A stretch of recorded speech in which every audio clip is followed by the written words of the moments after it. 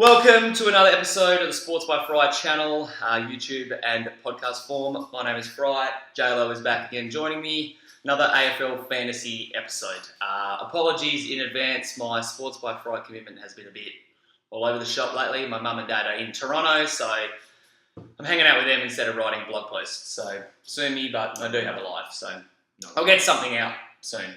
This video / podcast will be out before round 21 tips off.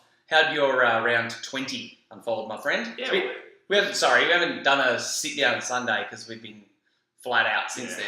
Yeah. But we did manage to watch a lot of the footy over the weekend, pretty much all the games, actually. I missed a game, to be honest. But yeah, how's your fantasy team unfold? It was up and down. My backline held up really nicely. Midfield was like, I must have had all those gun players who played last week. You know what I mean? Yeah. Like the 150s, 40s. Bastard. Did you have Seb Ross though? No, I didn't. Nah, no one has Seb Ross. Well, I've thought about it a couple of times after you said it earlier. I've thought about it for like 2 years straight and just never done it. Next year, it has to. I say that every year. Yeah, sure. There was some, like you said, there were some huge scores on the weekend. Yeah, but my forward line was a bit patchy, and so I ended up with a solid score for the round. I actually beat you for once, but in terms of like where I was ranked, I was probably only ranked like 20,000 or 30,000. Even though I had a wicked week, it was just quite a wet. I think the dude that won the round was either the high 27 or like 2.7s, or it was 2.8 or something. It was unreal. Good on you, mate. As you did hear, JLo did beat me. Is it the first time this year? Yeah, first time ever, mate. Probably. Let's be honest. Well, don't sell yourself short. Yeah, Stephen Hill and Stephen Motlop are valuable characters. They do add a lot to the Chris Florican squad. They do. They don't add necessarily fantasy scores, but they add heart and passion. Yeah, you know? They're the blokes you want on your end of season trip. You want Stephen Motlop coming to Bali with you, because that's where every AFL team seems to go on their end of season trip. Yeah, Stephen Hill just sitting there quietly in the corner, not much to say, you know. So I do love Stephen Hill, but yeah, he doesn't seem like he'd be the life of the party. Yeah, his brother's the total opposite, which is a funny thing, anyway. So. Anywho, Stephen Hill, Stephen Motlop, Steve Rioli, whoever we're talking about, there is still 3 weeks of fantasy footy left. So there's 6 trades left, very important trades, obviously.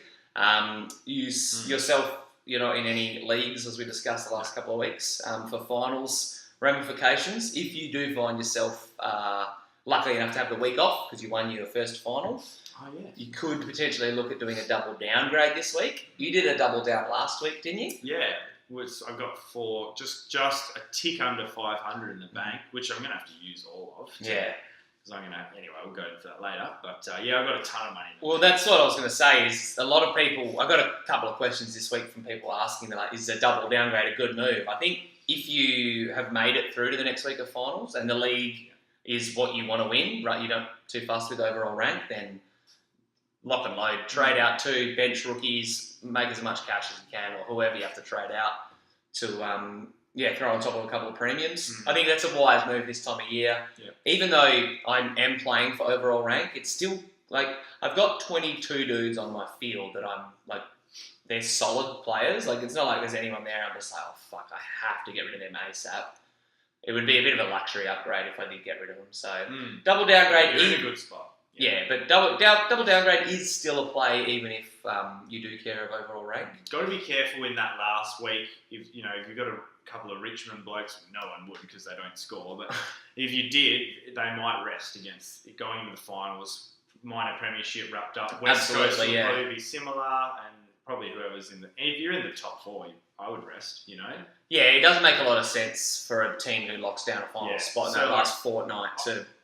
Press their guys. So. I could very easily see Collingwood saying to Brodie Grundy, who's easily their most important player, just sit this one out. Against they play Freo in round. That's right. If they block top 4 up, which isn't a guarantee, but just something to keep in the back of your mind. There's a few dudes, like Gary Ablett is a big one for me. His scores, if you don't know them off the top of your head, make sure you go check out Calvin's captains. I'm pretty sure he talked about them there on the Dream Team site, but long story short, Hawthorn is easily the team that Ablett scores the best against. He scored like something crazy, like 15 straight scores over 120, and it's ridiculous. Like, I had to literally reread the numbers. I was like, that can't be right. So a lot of people are like, oh, well, I'm loading up on him because he's got Hawthorn this week, then he's got Gold Coast, and he's got Fremantle. Yeah. But yeah, Ablett is one of those players, and Selwood who another. does Collingwood have in the last round then? Collingwood. Freo. Oh, sorry, it must be that Geelong has Gold Coast in the last round, but they do definitely play Fremantle in one of their last two. So yeah, sorry, you're right. Yes, they do play them in round 22. I remember now. No, you're good. Thanks for the autocorrect. That's why you're here. Good man. But yeah, Gaz is one that I'm just like, I don't really want to touch him. Even though his form looks amazing. Not after your early season experience with him, Yeah. So I traded him in round 2, 3, the week he played the Eagles. Yep. And decided I'm going to put the captain's badge on him, and he scored 70. So did get injured too, mm-hmm. right? Yeah. He injured his hammy, and then instead of getting Jack McRae, I traded in Patrick Dangerfield, and the rest of my season is history. At least you didn't have to retouch Danger. Anyway. Actually, 2020 hindsight. So. Yeah, I do have both of them in my team now. So you win some, you lose some, you give them some. Team selection. Were you bit by any injury bugs? There are a lot of changes. But a lot of them seem to be not fantasy relevant players. Maybe in draft. Well, we did lose the silent assassin, Stephen Hill, to a quad. We now need to keep calling him the silent assassin. We'll think of something else. He's we'll always. You know what I'm gonna do from here on out in my career? I'm always gonna save like about 450k and just put him on the bench. Just bench. What? Why not just put him in like the last defensive spot if you're gonna have him? No, but if I have a full defense or something, you know what I mean? Like I'm benching him. Yeah, I technically have a full defense, but Cade Simpson, his score's better to differ. Yeah, I just I'm a little bit iffy with Carlton, Gold Coast, anyone who's gonna get pumped. Yeah, well, actually, sorry, Cade Simpson is another one on that rest radar. Yeah, you're right, totally right. Although I feel like he might just play the year out. There's 2 games left, Like he doesn't know how many games of footy he has left. That's a good point. Anyway. Yes, team selection. Yeah. With the exception of the silent assassin. That's just injuries. Like Joel Smith was out, but so I'll have to patch those holes this week. You had Joel Smith on your field, is that right? Yeah. It's been a rough year up there. In your defence, you have gone on a couple of high risk, high reward plays. To try and make that last final jump. And you have to do that at this time of the year, especially if you're in a position like yourself. And like I probably should be doing a similar thing, like 18,000th out of 140,000 isn't that great? Yeah, it's pretty good, but thanks. But yeah, similar deal. I wasn't bitten by any bugs team selection-wise. Maxi Gawn apparently was walking laps at training yesterday, and apparently it's his calf that was giving him a little bit of strife. But Simon Goodwin has said he's locked and loaded, like a certain starter for, I think they play on Sunday. But yeah, I don't want this episode to go for too long, but let me just quickly burn through a couple of the fantasy things. If you do have Bailey Rice, St Kilda dude, I had him on my bench for a while. He's back into the side. Josh Battle, another Saints cash cow, has been... he's back from his jaw? Nah, he's out. I don't think it was his jaw. Didn't he? I think he got concussion on the weekend. He injured himself somehow on the weekend. I'm just thinking about his other... Did his jaw or his nose or something early in the season. But yeah, he and Nick Caulfield, who I don't think anyone would still have, but they're both out. A lot of changes again in the Geelong game from Geelong perspective.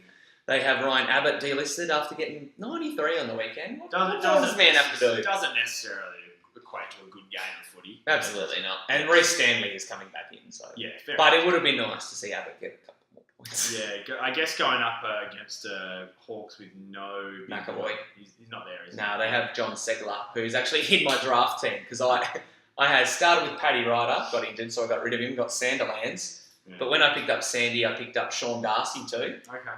I'll make this quick. And then when Sanderlands was out, I played Darcy. Darcy was a late out one week. Okay. And that was around the time that Segler started playing. So I was like, fuck this, I'm just going all in on Segler. And he's got about 80 or 90 every week from his since. So you take it, right? Thanks, Johnny Segler. Yeah.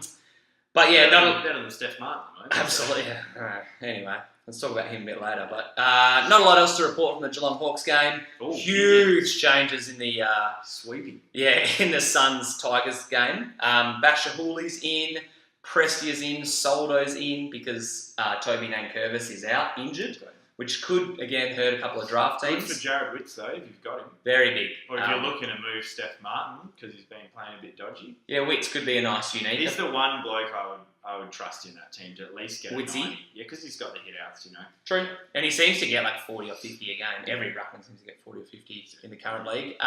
Ainsworth, Jared Lyons, Swallow, and Stephen May in for the Still Suns. no Mickey Barlow. Still no Mickey Barlow. Yeah, they're going for the tank. He's going to play the last game of the year and have like 150 and everyone's going to lose their fucking minds. Something crazy like that's going to happen. That'll be fun. Surprise, Andrew Gaff. If no one's heard this or you've been living under a rock, he's not playing this weekend. Dom Sheed and Archie are back in against his former side in Port Adelaide, actually, interestingly. Okay. Not a lot to report from the Port side. Sam Pepper's out. That might, again, hurt a few draft people.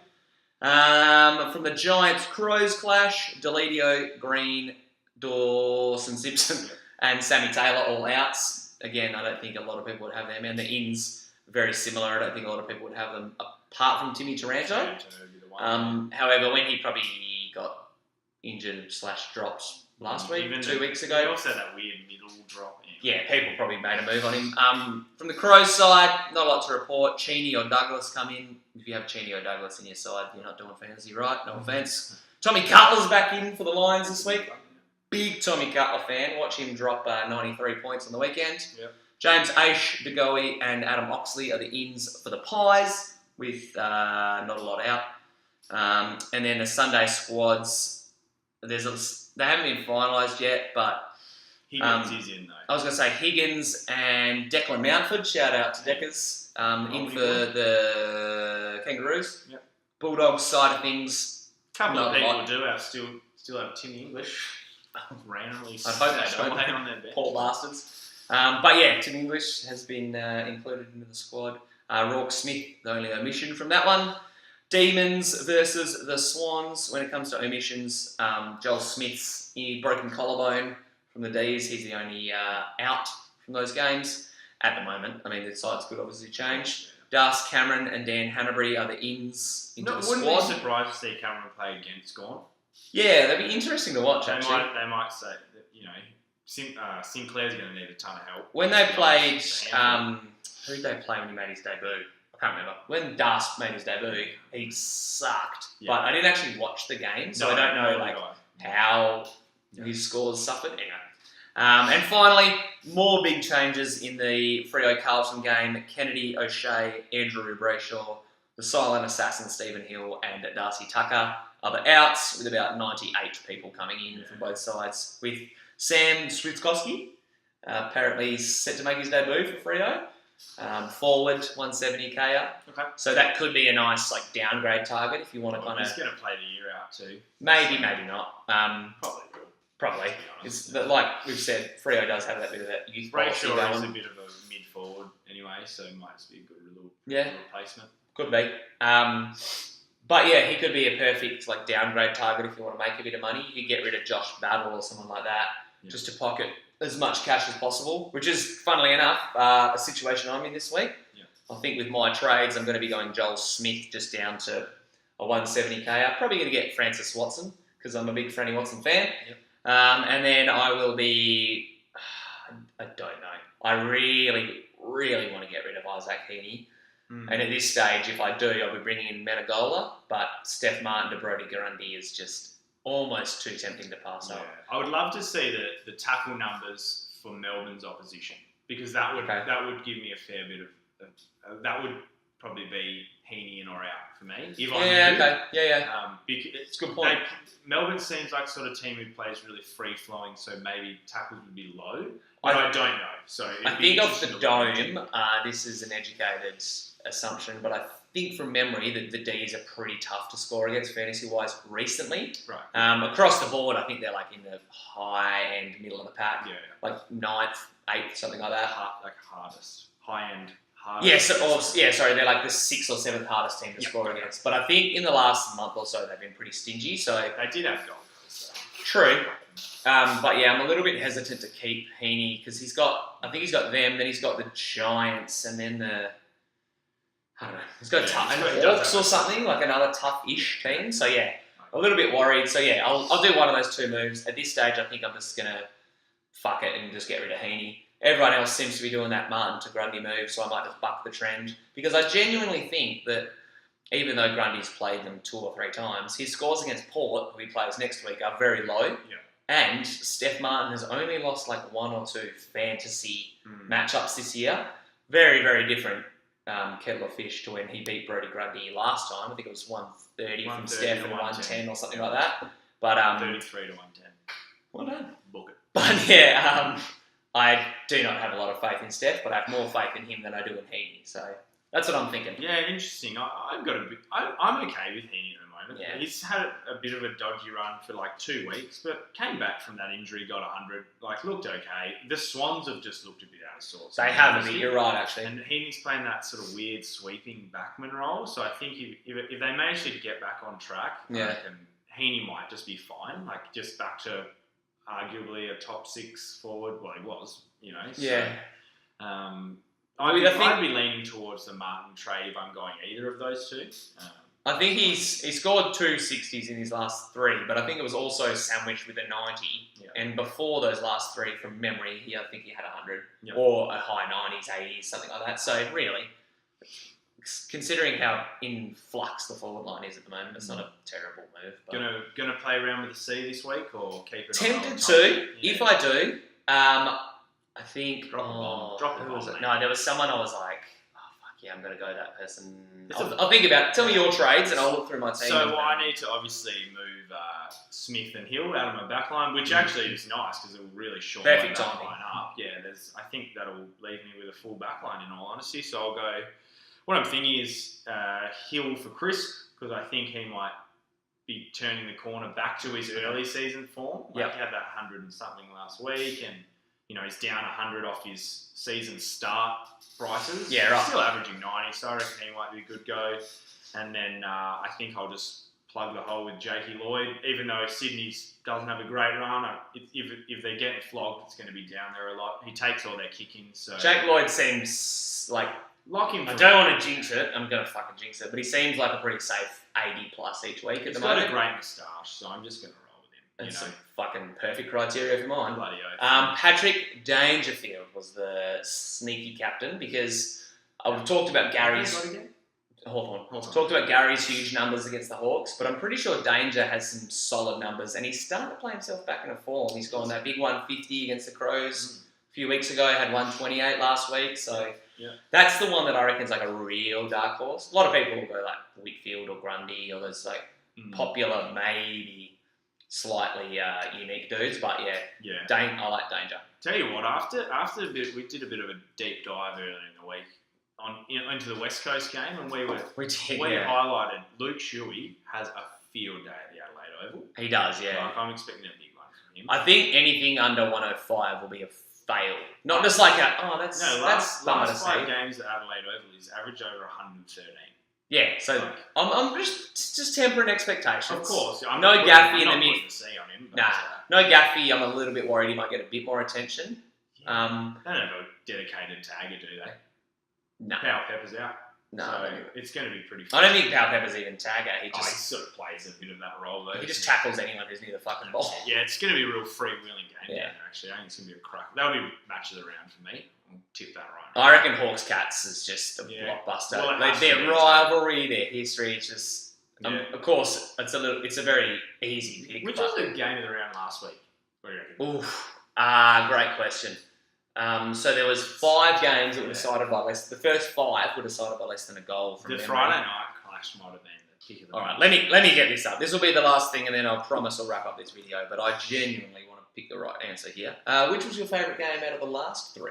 The big floggings. I'll take the Derby, mate. Yeah, that's pretty good. That was a weird little game. That was a weird game. It was after the Gaff incident, which I refuse to discuss because I do feel sorry for the dude, and no, he didn't clearly mean to dislocate Andrew Brayshaw's head off his shoulders, but that was a weird game. Swans beat Collingwood by 2 points. Crows beat Port. Kangaroos beat Brisbane. That was a rip. Yeah, that might be it. I think the Tigers Geelong one claims it, but I didn't watch the second half, so I watched the Adelaide Port game, and that was a good ending. I watched the end of both. I would just take the Tigers one. No, I'll take the showdown then, because That was I did watch that one. That was fucking epic. Yeah, it was a comeback, so that Yeah, true. you almost have to give the tip of the hat because of the comeback. Anyway, That's true. Good on you, Geelong. Good on you, good on you, Geelong Adelaide, and Richmond, whoever was all the boys. Good on you, Fingers, Stevie Hill. fingers crossed. You're still in the hunt for a AFL fantasy flag. This is the week that, if you won last week, a lot of people are straight through the prelim, but 3 weeks left of fantasy season, so even though it's 6 trades doesn't sound like a lot, well, it's not a lot, but there's still technically, if you play the traditional downgrade upgrade, 3 upgrades that you can make. So 3 potential premiums. There's still heaps of footy left. Heaps of fantasy. Absolutely. So don't give up on the season, even if you may have bowed out of the finals by now. There still is that pride of overall rank to play for. Yeah. And sorry, it's been a few times I've nearly bowed out. Stuff. Couple of times myself. Yeah. But even if, I say this to everyone, even if your team turns to shit, just bring in your favourite player. You can't not have fun watching your favourite player score fantasy points. But regardless, good luck for round 21. Fingers crossed, like I said, you're still in the hunt. If not, good luck for next season. But hopefully... you can start planning for next season. Take some gambles. See if you find some gems, Absolutely. There is always... That'll make it fun too. Always diamonds in the rough to be found. Thanks for tuning in, listening on the podcast, rating and review. If you're watching on the YouTubes, make sure you subscribe, thumbs up. Till next time though, peace.